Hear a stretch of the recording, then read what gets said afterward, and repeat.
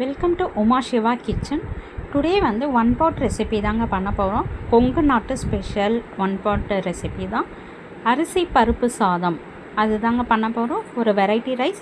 வாங்க வீடியோக்குள்ளே போகலாம். அதுக்கு ஒரு குக்கர் வச்சுக்கோங்க. குக்கரில் தான் இன்றைக்கி பண்ண போகிறோம். குக்கர் நல்லா காஞ்சதும் ஆயில் போட்டுக்கலாம். ஆயில் வந்துட்டு ஒரு 4 ஸ்பூன் ஆயில் போட்டிருக்கேன் நான்.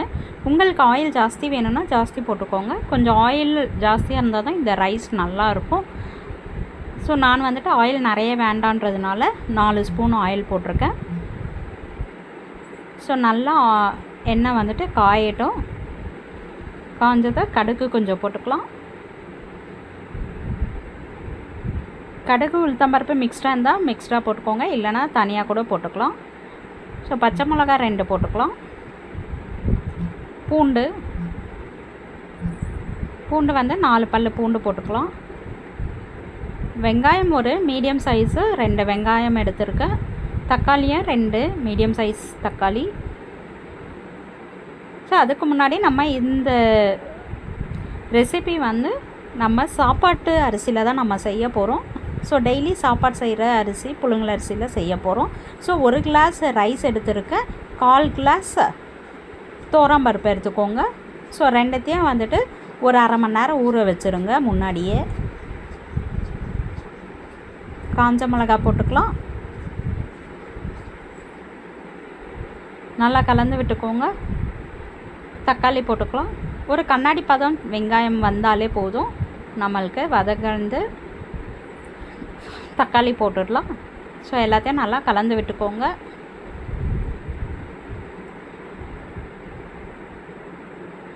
இது ஒரு நல்ல டேஸ்ட்டு கொடுக்கும். கோயம்புத்தூர் சைடெல்லாம் இது ரொம்ப ஸ்பெஷல். எதனா ஒரு ஃபங்க்ஷன்னாலே இந்த மாதிரி இந்த ரைஸ் தான் செய்வாங்க அவங்க. ரொம்ப டேஸ்டியாக இருக்கும். டேஸ்ட்டு செம்மையாக இருக்கும்.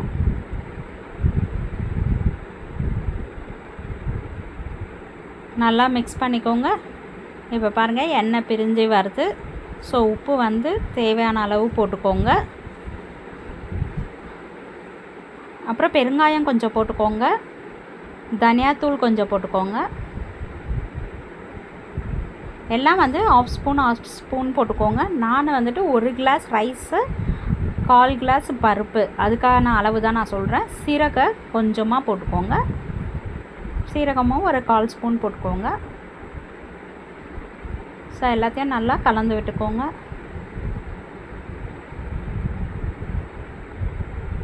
சீரகம் ஃப்ளேவர் ரொம்ப பிடிக்கும்னா ஆஃப் ஸ்பூன் கூட போட்டுக்கோங்க. நான் 1/4 ஸ்பூன் தான் போட்டிருக்கேன். வீட்டு மிளகாத்தூள் தான் நான் போட்டிருக்கேன். ஒரு ஸ்பூன் மிளகாத்தூள் போட்டிருக்கேன். மஞ்சத்தூள் கொஞ்சம் போட்டிருக்கேன். ஸோ பச்சை மிளகாய் இருக்கிறதுனால நான் மிளகாத்தூள் வந்துட்டு 1 ஸ்பூன் தான் போட்டிருக்கேன். 1 கிளாஸ் ரைஸ்க்கு நான் 2 கிளாஸ் தண்ணின்ட்டு எடுத்திருக்கேன். ஸோ மொத்தத்தில் நான் 1 கிளாஸ் ரைஸ்க்கு 2 கிளாஸ் தண்ணி எடுத்துக்கோங்க. நான் மொத்தத்தில் 2 கிளாஸ் தண்ணி ஊற்றிருக்கேன். ஸோ உப்பு போட்டு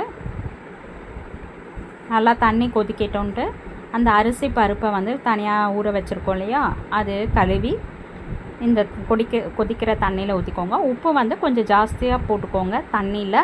அப்போ தான் நம்மளுக்கு வந்து வெந்து வரும்போது ரைஸும் அந்த தண்ணிக்கும் கரெக்டாக இருக்கும். உப்பு கரெக்டாக இருக்கும். இந்த ரைஸில் எப்போவுமே இந்த மாதிரி ஒன் பாட் ரைஸ் செய்யும்போது கொஞ்சம் உப்பு அதிகமாக போட்டுக்கோங்க. அப்போ தான் ரைஸ் வெந்து வரும்போது கரெக்டாக இருக்கும். ஸோ நல்லா கலந்து விட்டுட்டு ஒரு விசில் போட்டுடலாம். ஒரு 4 விசில் போட்டுக்கலாம். நம்ம 4 விசில் வந்ததும் கருவேப்பிலை கொத்தமல்லி போட்டு இறக்கிட வேண்டியதான். இதுக்கு ஒரு ஆம்லேட்டு, முட்டை, வாழைக்காய் ஃப்ரை, எல்லா ஃப்ரை ஐட்டம்ஸும் நம்ம சைட் டிஷ்ஷாக சாப்பிட்லாம். ரொம்ப டேஸ்ட்டாக இருக்கும். இப்போ பாருங்கள் விசில் வந்ததும் ஆஃப் பண்ணிவிட்டு ப்ரெஷர்லாம் இறங்கினதும் நம்ம ஓப்பன் பண்ணி பார்க்கலாம். நம்மளோட ரைஸ் எப்படி இருக்குதுன்னு சொல்லிவிட்டு பாருங்கள். சூப்பராக வந்திருக்கு. நல்லா பொலன்னு இருக்குது. ஸோ லாஸ்ட்டாக கருவேப்பிலை கொத்தமல்லி போட்டு இறக்கிட வேண்டியதான். அவ்வளோதான், நம்மளுடைய ரைஸு கொங்கு நாட்டு அரிசி பருப்பு ரைஸ் ரெடி ஆகிடுச்சு. இந்த வீடியோ பிடிச்சிருந்ததுன்னா லைக் பண்ணுங்கள், ஷேர் பண்ணுங்கள், சப்ஸ்கிரைப் பண்ணிக்கோங்க.